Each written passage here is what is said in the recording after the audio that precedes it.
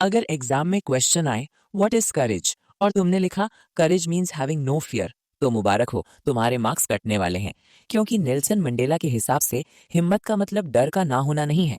तो क्या है सही जवाब? और ये ट्विन ऑब्लिगेशंस क्या बला है जिसमें हर स्टूडेंट कंफ्यूज होता है? आज अगले 10 मिनट में हम क्लास 10 के one of the toughest chapters a long walk to freedom by Nelson Mandela को ऐसे समझेंगे कि आप नींद में भी इसका आंसर लिख दोगे। Don't skip a second, let's start. Hello दोस्तों, डेट याद कर लो, 10 मई 1994। साउथ अफ्रीका के प्रिटोरिया में एक नई सुबह हो रही थी। लेकिन ये कोई आम सुबह नहीं थी। ये वो दिन था जिसका इंतजार सदियों से किया जा रहा था।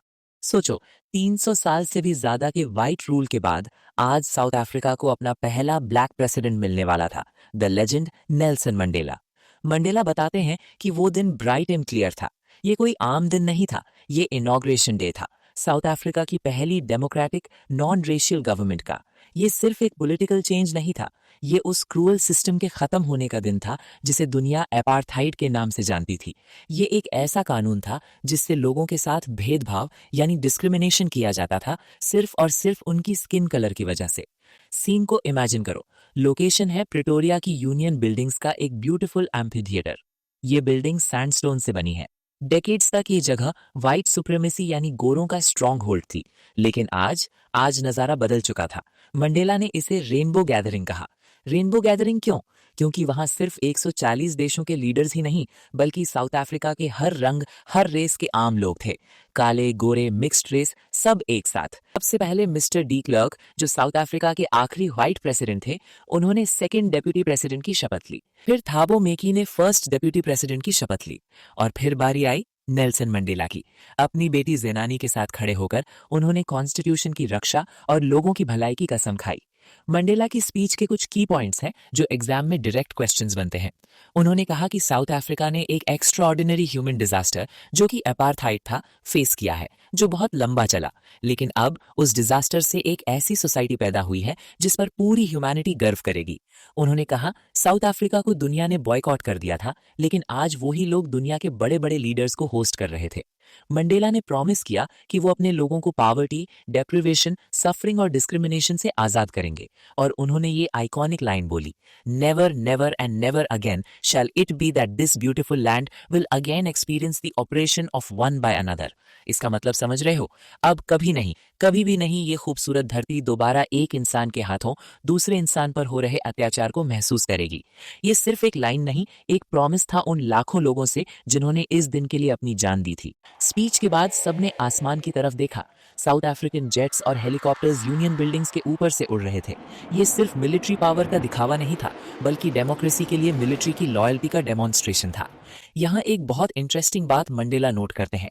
कुछ ही मोमेंट्स पहले बड़े बड़े जनरल्स ने, जिनके चेस्ट्स पर मेडल्स लगे थे, मंडेला को सल्यूट किया। मंडेला कहते हैं, कुछ साल पहले तक यही जनरल्स मुझे सल्यूट नहीं करते थे, बल्कि अरेस्ट करते थे। एंड में इम्पाला जेट्स ने साउथ अफ्रीकन फ्लैग के कलर्स का स्मोक ट्रेल छोड़ा, ब्लैक, रेड, ग्रीन, ब्लू और गोल्ड। सोचो कितना बड़ा बदलाव आ गया था। इस बदलाव का एक और सिंबल था दो नेशनल एंथम्स का गाया जाना। पहले गोरा समाज ने वो गाना गाया जिसे ब्लैक लोग अपना मानते थे, नकोसी सिकेले ए आई अफ्रीका। और फिर ब्लैक लोगों ने डाई स्टेम गाया, जो पुराने व्हाइट रिपब्लिक का एंथम था। उस दिन किसी को भी दूसरे के एंथम के लिरिक्स नहीं आते थे, पर वो मैटर नहीं करता था। मैटर करता था उनका इरादा। मंडेला उस दिन हिस्ट्री को याद करके इमोशनल हो गए। First decade of 20th century में बोअर वॉर के बाद व्हाइट लोगों ने रेशियल डोमिनेशन का सिस्टम बनाया, जो दुनिया का सबसे हार्श और इनह्यूमेन सिस्टम था। Final decade of 20th century में वो सिस्टम अब ओवरटर्न हो चुका था और सबको बराबर राइट्स मिल गए थे। मंडेला कहते हैं कि ये दिन उन हजारों लोगों के अनइमेजिनेबल सैक्रिफाइसेस की वजह से आया है। वो कहते हैं, I was simply the sum of all those African patriots who had gone before me. उन्हें दुख था कि वो उन लोगों को थैंक यू नहीं बोल सके। मंडेला एक बहुत डीप बात बोलते हैं, depths of operation create Heights of character. जितना कठोर वो अपार्थाइड का सिस्टम था, उतने ही महान और ताकतवर लोग उसके खिलाफ खड़े हुए। वो याद करते हैं अपने साथी लीडर्स को, जैसे ओलिवर टाम्बो, वॉल्टर सिसुलू, चीफ लुथीली, यूसुफ दादू। मंडेला कहते हैं कि ये लोग ऐसे थे जिनके पास एक्स्ट्रा ऑर्डिनरी करेज, विजडम और जेनरोसिटी थी। ऐसे लोग शायद दोबारा कभी पैदा ना हो। हम सब जानते हैं साउथ अफ्रीका मिनरल्स और जेम्स के लिए फेमस है, पर मंडेला कहते हैं, my country is rich in minerals and gems that lie beneath its soil, but its greatest wealth is its people, finer and truer than the purest diamonds. मेरे देश की सबसे बड़ी दौलत जमीन के नीचे दबे हीरे नहीं बल्कि वहां के लोग हैं जो सबसे शुद्ध हीरो से भी ज्यादा अच्छे और सच्चे हैं। What is courage? एग्जाम में ये क्वेश्चन आता है बच्चों, ध्यान से सुनना। मंडेला के हिसाब से करेज का मतलब ये नहीं है कि आपको डर न लगे। Courage is not the absence of fear but the triumph over it. बहादुर वो नहीं जो डरता नहीं, बहादुर वो है जो डर को जीत लेता है। उन्होंने ये अपने साथियों को देखकर सीखा जो टॉर्चर सहकर भी टूटे नहीं। और हेट के बारे में उनकी सोच तो दिल छू लेने वाली है। मंडेला का मानना है कि कोई भी इंसान पैदा होते ही दूसरे की स्किन कलर या रिलीजन से नफरत नहीं करता, हेट सिखाई जाती है। और अगर लोगों को नफरत करना सिखाया जा सकता है तो उन्हें प्यार करना भी सिखाया जा सकता है, क्योंकि लव ह्यूमन हार्ट में ज्यादा नेचुरली आता है। इवन प्रिजन के सबसे बुरे वक्त में जब गार्ड्स उन्हें टॉर्चर करते थे, मंडेला को किसी गार्ड में एक सेकंड के लिए ग्लिमर ऑफ ह्यूमैनिटी यानी इंसानियत की झलक दिखती थी जो उन्हें हिम्मत देती थी। अब आते हैं चैप्टर के सबसे इंपॉर्टेंट फिलोसॉफिकल पार्ट पर, ट्विन ऑब्लिगेशंस यानी दोहरी जिम्मेदारियां। मंडेला कहते हैं हर इंसान के दो फर्ज होते हैं, एक अपनी फैमिली के लिए, पेरेंट्स, वाइफ, चिल्ड्रन, और दूसरा अपने देश और कम्युनिटी के लिए। सिविल सोसाइटी में इंसान ये दोनों मैनेज कर सकता है, पर अपार्थाइड वाले साउथ अफ्रीका में ब्लैक पर्सन के लिए ये इम्पॉसिबल था। अगर कोई ब्लैक इंसान अपने देश की सेवा करने जाता तो उसे फैमिली से अलग कर दिया जाता था, उसे एक रेबल की लाइफ जीनी पड़ती थी।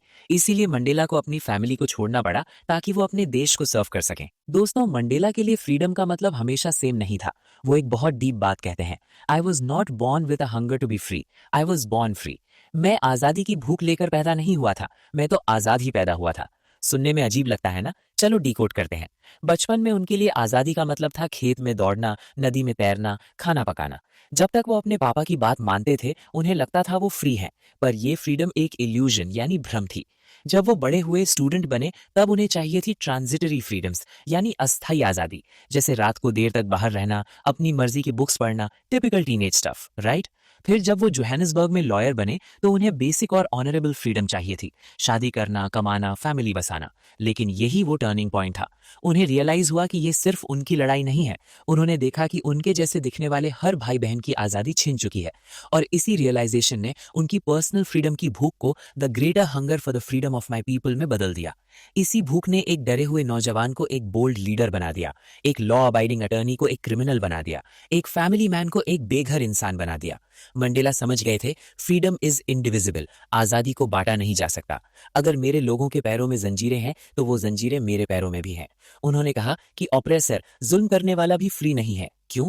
क्योंकि a man who takes away another man's freedom is a prisoner of hatred. जो दूसरों की आजादी छीनता है वो खुद नफरत और छोटी सोच की जेल में बंद है। जब तक वो नफरत कर रहा है वो फ्री नहीं है। इसीलिए the oppressed and the oppressor alike are robbed of their humanity. दोनों से उनकी इंसानियत छीन ली गई है। तो दोस्तों, ये थी नेल्सन मंडेला की इनक्रेडिबल जर्नी। उन्होंने हमें सिखाया कि आजादी सिर्फ चेन्स तोड़ना नहीं है, बल्कि ऐसे जीना है कि दूसरों की आजादी की रिस्पेक्ट हो। अगर ये एक्सप्लेनेशन पसंद आई हो तो लाइक करो। मिलते हैं नेक्स्ट वीडियो में। जय हिंद।